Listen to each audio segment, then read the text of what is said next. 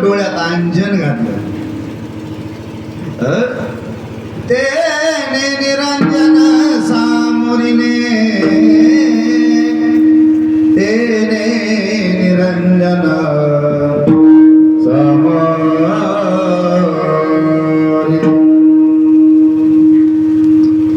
डोळे सुधारले, मन नीट केलं. मन आणि एक एक वस्तूवर काय एका वस्तूला सुधरत मनाच्या मरणात देव आणला, बुद्धीच्या निश्चयात देव आणला, चित्ताच्या चिंतनात देव आणला आणि पुढे ठेवला. ही काय गुरुची कृपा आहे. हा प्रसाद संतांनी आम्हाला दिला. पिंडावर संस्कार केले. संस्कार गुरु या पिंडाला पवित्र निर्मल स्वच्छ करण्याकरता या पिंडावर संस्कार करतात आणि संस्कारातून संस्कृती जन्म घेत असते आणि त्यातून याचं जीवन घडत असतं. मग कळतं याला जीवनाचं गंतव्य, मग कळतं याला जीवनाचं प्राप्तव्य, मग कळतं याला जीवनाचं ध्येय, मग कळतं याला जीवनाची साधना, उपासना, भक्ती मग कळते. म्हणून लक्षात ठेवा, गुरु शिष्यावर संस्कार करत असताना पहिल्यांदा याच्या मस्तकावर हात ठेवतात. मस्तकावर याला हस्त मस्तक योग म्हणतात. हात कुठे ठेवतात? मस्तकावर. कर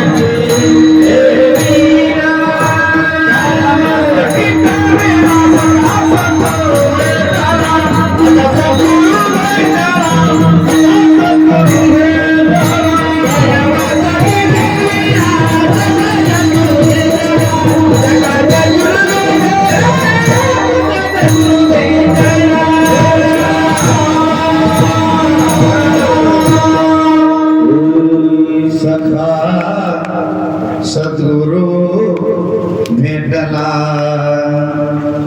कर मस्तकी ठेविला.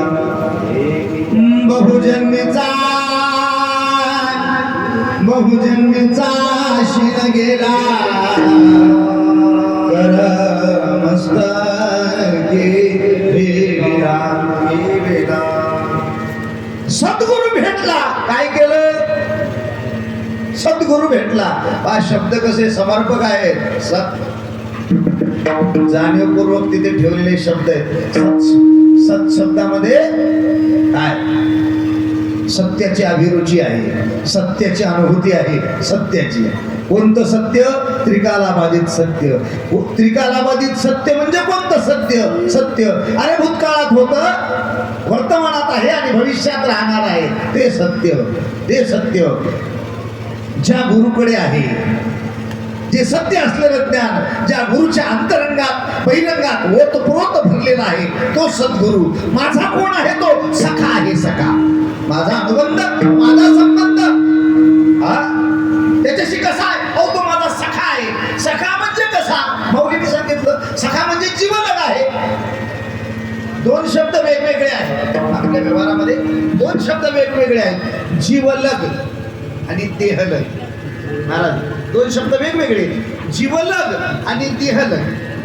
आता हे पती पत्नी, माय बाप, बंधू, काका मावशी, दादा आजी आजा, पप्पा मम्मी डॅडी वगैरे वगैरे वगैरे, हे जे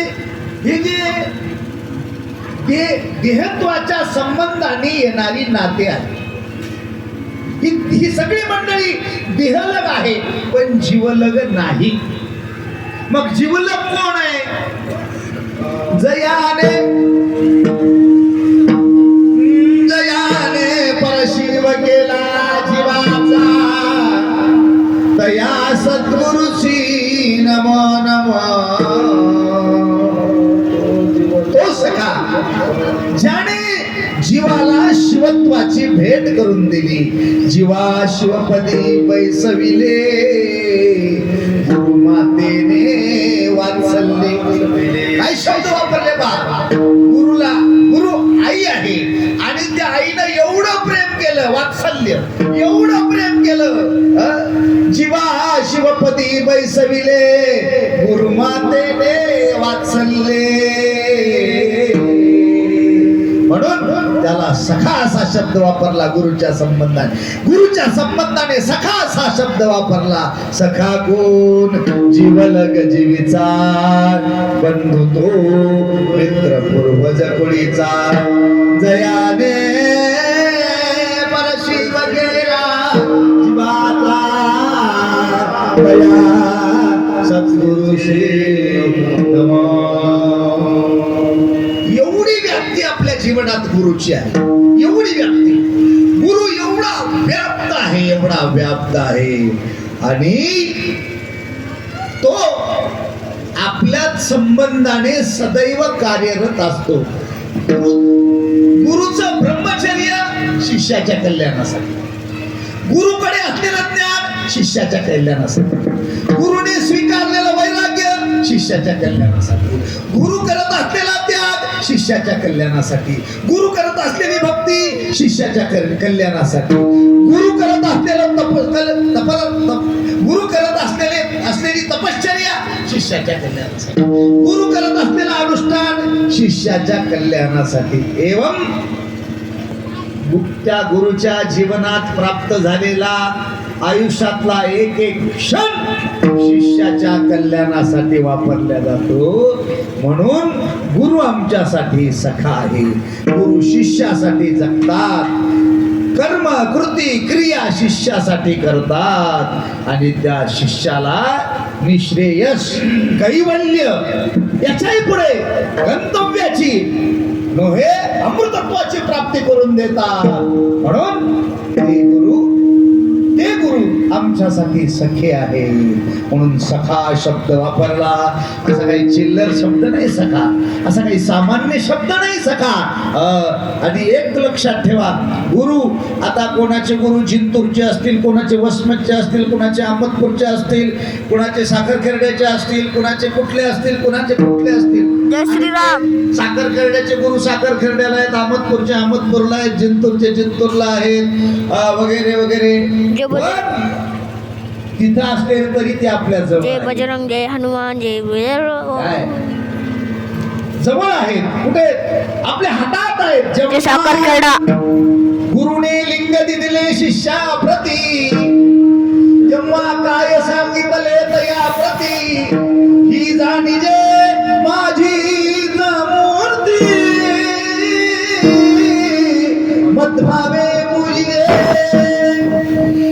म्हणजे तिथं असले तरी ते आपल्या जवळ आहे म्हणून ते आपल्या जवळचे ते आपले सखे आलं लक्षात.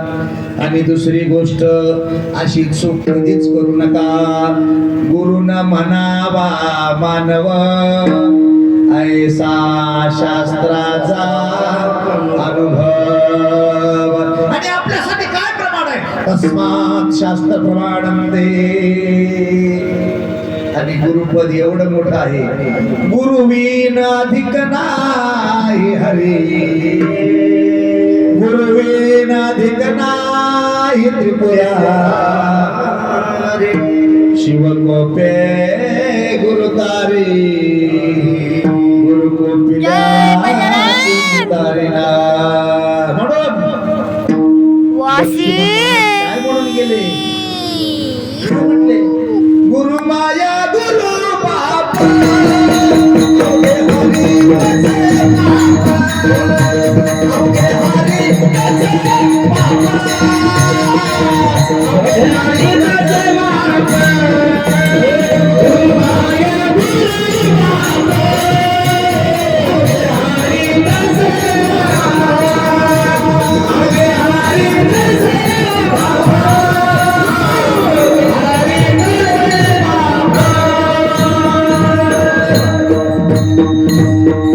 व्यासाने अष्टादश पुराण लिहिले 18 पुराण लिहिले पण कर्तृत्व आपल्याकडे घेतलं का नाही.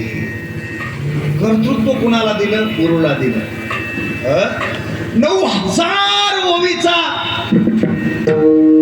9,000 ओव्या असलेला ज्ञानेश्वरी भावार्थ दीपिका लिहिली. कर्तृत्व कुणाला दिलं म्हणे निवृत्ती म्हणे निवृत्ती दासू. काय मी कोण आहे निवृत्ती दासू असा शब्द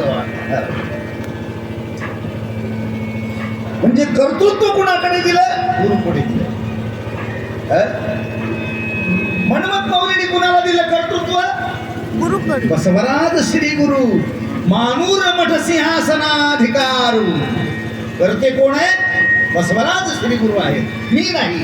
मी कोण आहे सूत्रधार्याचे बाहुले तो चालेनाचे हले तुमची करता करविता म्हणजे कोण गुरु. म्हणून लक्षात ठेवा हे सगळं घडून आणणारा गुरु आहे.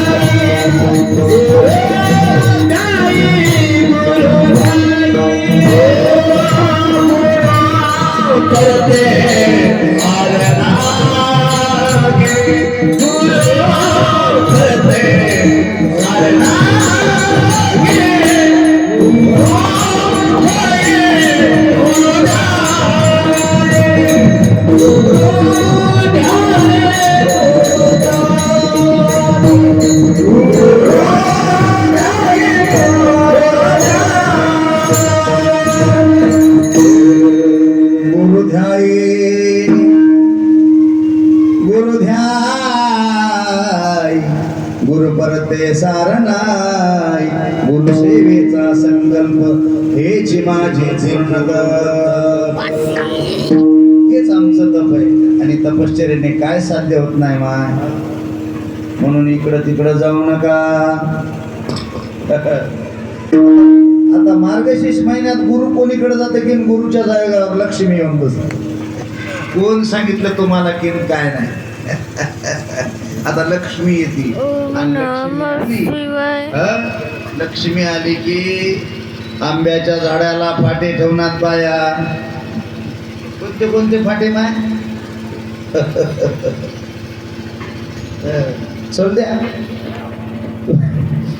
आता मार्गशीर्ष महिन्यात ती लक्ष्मी बिचाऱ्या पाठक गुरुजींनी कुठून